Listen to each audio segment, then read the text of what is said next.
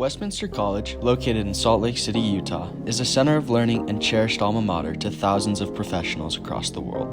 Founded in 1875, Westminster's purpose has been clear and direct since its conception: to prepare students to lead lives of learning, accomplishment, and service in a diverse and interdependent world. The Gore School of Business, located at the heart of campus, has seen its alumni go on to great and manifold heights throughout the global economy.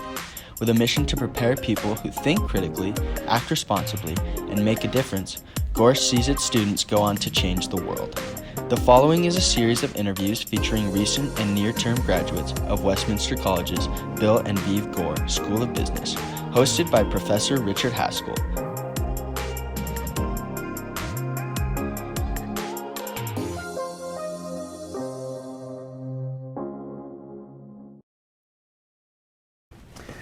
So we're here today with Alex Higginz-Lopez, and Alex is a former student of the Gore School of Business from what you started in 2015? 14. 14 as a freshman. Mm-hmm. You came here from New York State and then graduated when? 2018. So that was a little while ago.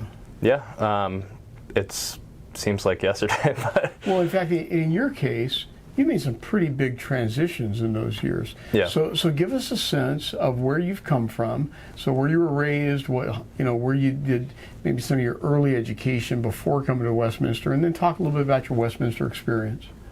Yeah. So from Ithaca, New York, born in the area, not specifically Ithaca, but grew up in Ithaca.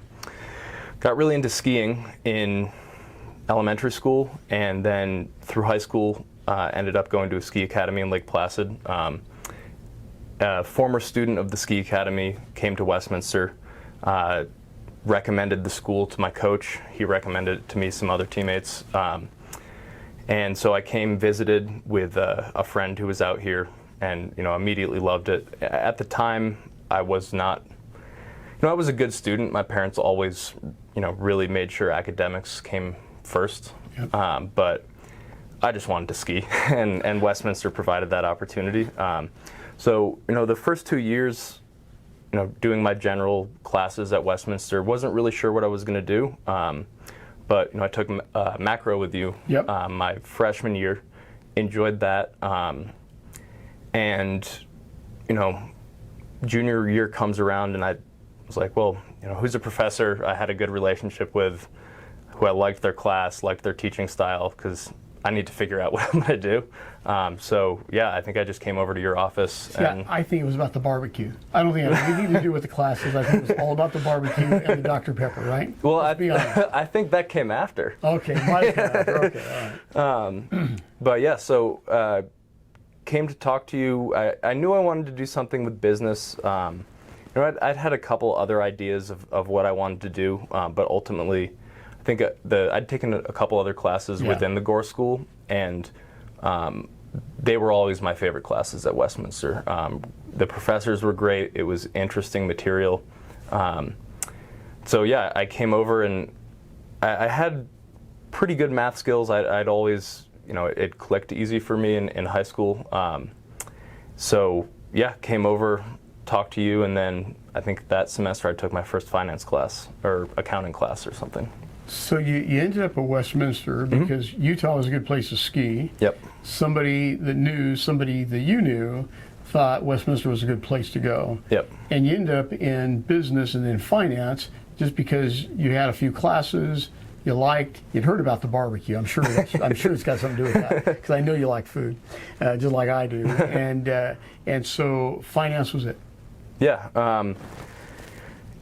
Going into it, I didn't have a lot of background on what the careers would be, what the material would be, but I enjoyed macro, and I distinctly remember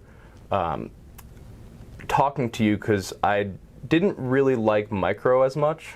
That may have been a product of you not being the professor. No, but one of the things I found, and I think this may be part of your teaching style from macro, is micro, it was much more theoretical, not really applied. And I liked the applied sense. And so when we were talking, you mentioned that, finance is much more like economics in an applied sense. Yeah, so finance is simply applied economics at the level of the firm. That's all it is. Yeah. Yeah, and so then I was like, okay, well, I'll take some classes. They're all going to be credits towards whatever I end up choosing, and I think within the first couple weeks of that first class, I was like, this is what I'm going to study. Well, so you then took that, you graduated and parlayed it into the beginnings of what I think is becoming a great career. But before we move off of Westminster, what was the defining experience for you at Westminster? What was the transformative experience you've had? I watched one of the previous videos and I was thinking about it, and I think there's quite a few. I think that the May term classes I took, specifically the Power of Multiples class, it opened up a new view on academics, specifically within what I wanted to do for a career, where it was something where I was engaged in. Yeah, it was a class and I got credit for it, but it was almost like something I did just because it was something cool to do and interesting to do. If I remember, that was a research project. Yes. Where we looked at the Dow 100 or the Dow 30 Industrials, Yep. the S&P 100, and I think there were like 108 firms combined because of the overlap, and we applied multiples and valuation methods and models to those firms and looked at those numbers against their current market values. That was an interesting project. It took us, it took you guys part of May, and it took a few of the rest of us the rest of the summer to iron the rest of it out. Yeah, and then that evolved into my senior year. I had some credits to fill. The way my schedule worked out, I was doing some internships at the time, and wanted to find something again that was, I could kind of mold and work with you on something where it was, outside of just a kind of standard class, and taking that May term class, using that as like my transformative moment, kind of seems like a small thing, but the point I'm trying to get at is it created a starting point for me being really interested in a specific area of study or work, and not just having it be something I had to do to get credit or to get paid.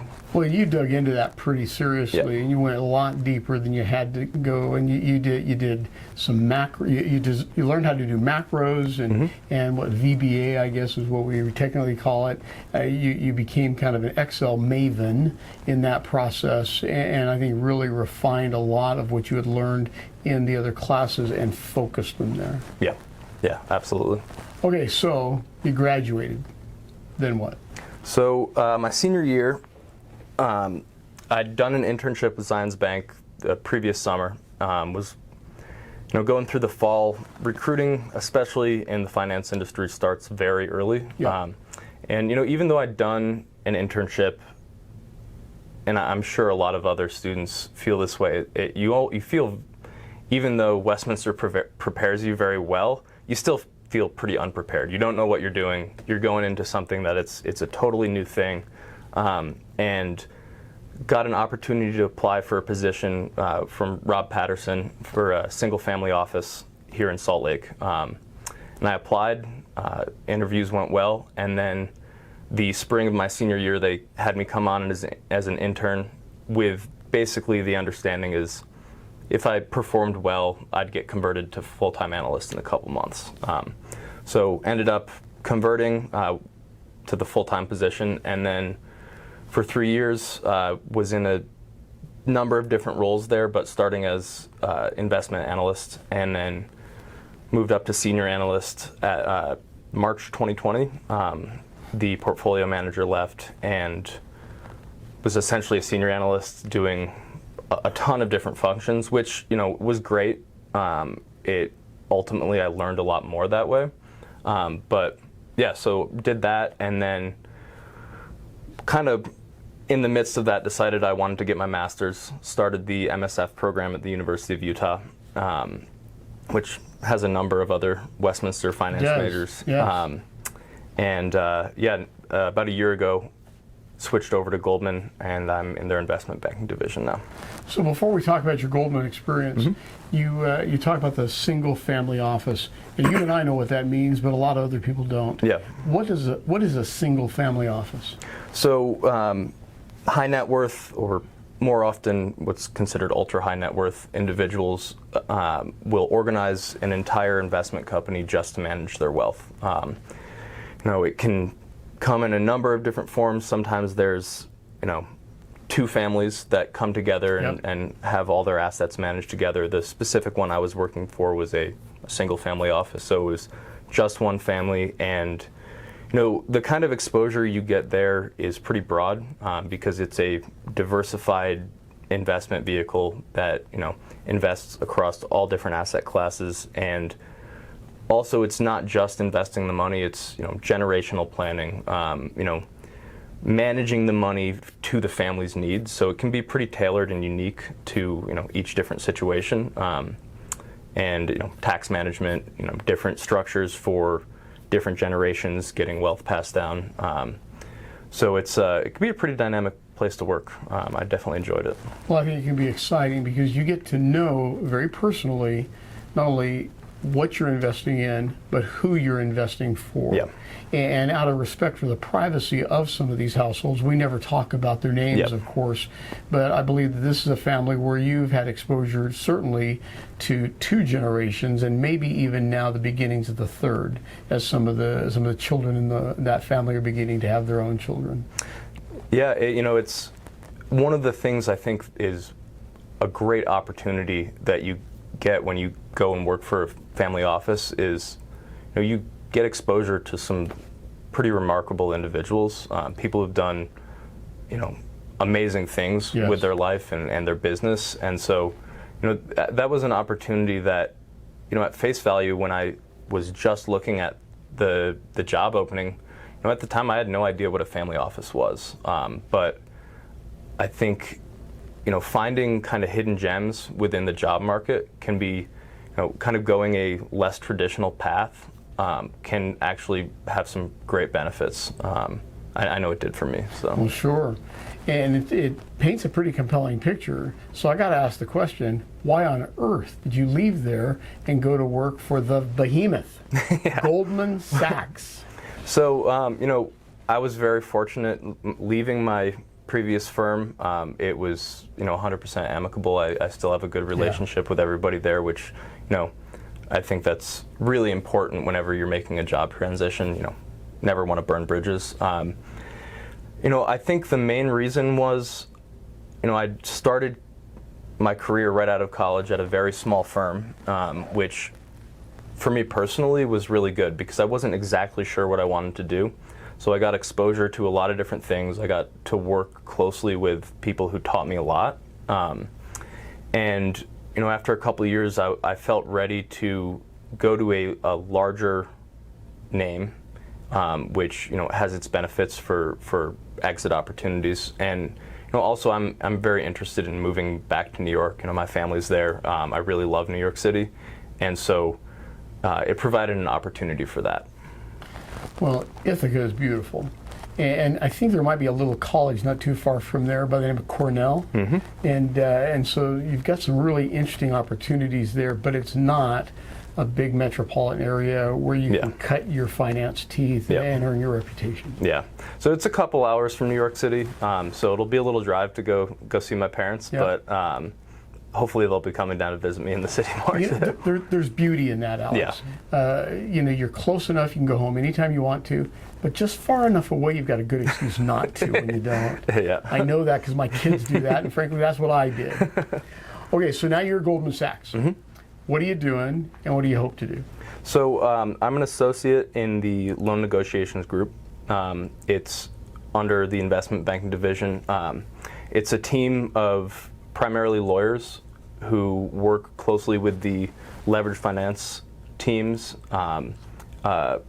clients and client counsel to negotiate the terms of different financing packages. So, the commitment papers, credit agreements, everything that the governing documents of the debt side of buyout deals, or add-on acquisitions, or loans that simply just shore up the balance sheet for a company.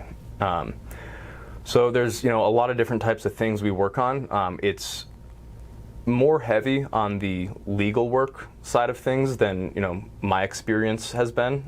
So it's been a pretty steep learning curve, but it's offered an opportunity to really learn something that I don't think I would have learned elsewhere. I'm not a lawyer, and I don't plan on going to law school, but the job I do now gives me exposure to this, where down the road in different roles, I can look at a credit agreement and read it and actually understand it. So long term, I have different ideas of what I'd like to do. What really interests me is going into the direct lending, private credit, special situations area.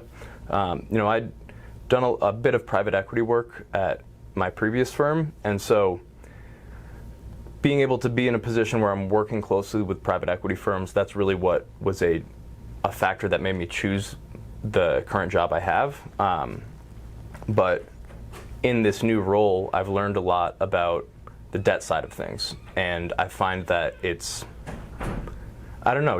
more interesting. It's pretty compelling space, and it can also be a more opaque market, which lends its benefits to profitability and your ability to really make unique situations. So what did you learn here that has been the most valuable to you as you're now not at the initial firm, but at a larger firm and thinking about yet more? What did you learn here that's made this transition easiest, or that's become most valuable to you? So I think, kind of in the big picture, a process of thinking, evaluating challenges, finding solutions. I think the way that, specifically within the finance program, but the Gore School of Business, the way they teach you, it helps you develop a pretty good thought process. I know it did for me, and so that's been immensely helpful. Beyond that, kind of in more specifics, just the fundamentals of finance. Understanding what certain things mean, and as you move along in your career, at every step there'll be new acronyms. You have no idea what it means. I mean, I know at least at Goldman, there's quite a few acronyms that are only used within Goldman. Right. So there's always learning on that side, but I think specifically your 309 class, it really helped kind of the different ways you back into free cash flow or back into whatever figure. Sometimes you look at something and you don't necessarily know how one person is getting there. Understanding the different ways you can get there was pretty helpful. And I think also, outside of work in my master's program, I've had multiple classes where professors teach how to calculate free cash flow or whatever it is, different ways.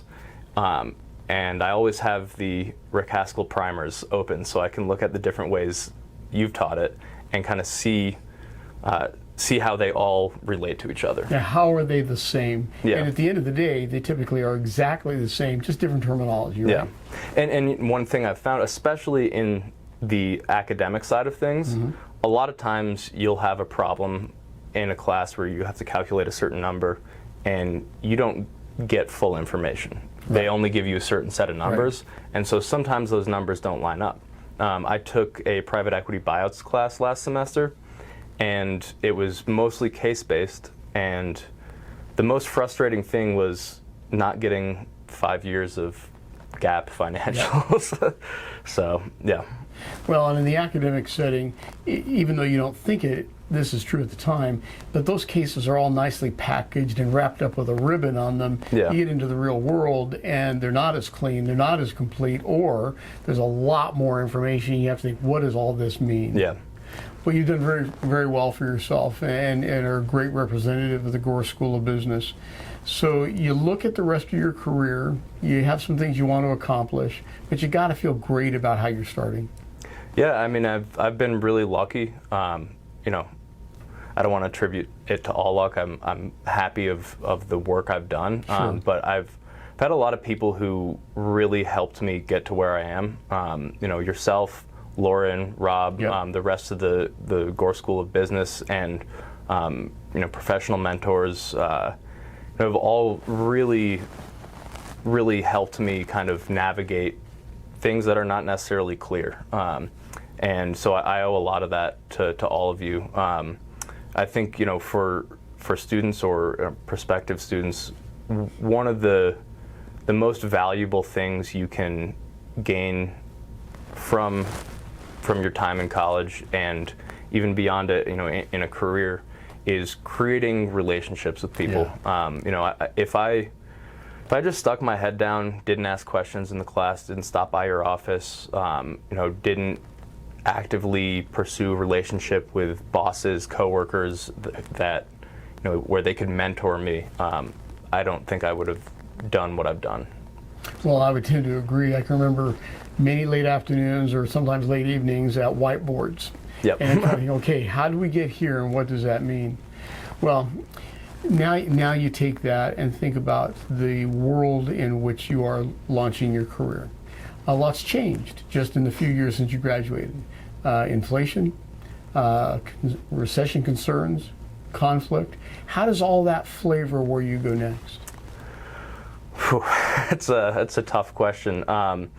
You know, I started in 2018, and I had just about 2 years of pretty much just a bull market. Yeah. So there was not a whole lot of work, especially, you know, in a more capital allocation role where we're, you know, broadly investing a fund in pretty diverse portfolio. You know, there's work to do in any situation, but right before the COVID-19 pandemic hit, the PM left, and so I took on a lot of his work, and so pretty inexperienced kid, and okay. Suddenly there was, you know, negative oil prices, Yeah. and so that was a quick shock where I had to really think about, you know, how broad macro events can really have an impact on the portfolio, and I think that, along with, you know, the past 2 years of interesting events, has kind of shaped my, you know, still evolving philosophy of trying to approach markets, economies, portfolios in a analytical and agnostic way. You know, I think that it's important to take positions on things, and, you know, have concentrated positions in certain assets or spaces, because that can really drive alpha. Mm-hmm. But maintaining an agnostic look on events can really insulate you from scenarios you don't want to be in. Sure. And it also helps kind of maintain a detached look on things. If you get too granular on something, sometimes you lose big picture sight. But it does take you back to where you started in this. Yeah. And you started with a macroeconomics class that was ethereal and very theoretical. Yep. You gravitated towards the applied, and now you're seeing how all that theoretical structure and construct Yep. has real effect on the applied. Yep. And I think the transition I've made from my previous role to now, you know, a lot of my work right now can be spent on page 732 of a credit agreement, Okay. trying to understand what 3 sentences of legalese means. Yeah. And so that is pretty granular. I think it's especially, you know, my advice to students is try to balance both. You try not to lose sight of either, because they're both really important. Well, and good luck with page 732, by the way. Yeah. Well, I appreciate you spending some time with me today, Alex. Yeah, absolutely. You've become a great friend, and not only to me personally, but to our program, and I appreciate you coming in. Yeah, I'm always happy to help. I think that the opportunities I've had are a lot in part due to the time I spent here. So it's you've always made the most of happy always happy to give back. All right, thanks. Yeah. My name is Rick Haskell, and I'd like to thank you for watching this video as part of the Grads of Gore video series. In this series, we highlight graduates from Westminster College's Gore School of Business, brought to you through the Center for Financial Wellness. We'd like to invite you to follow us on social media at our Instagram, YouTube, LinkedIn, and Facebook sites. You're welcome to use the QR codes provided or simply go to this site. Thank you.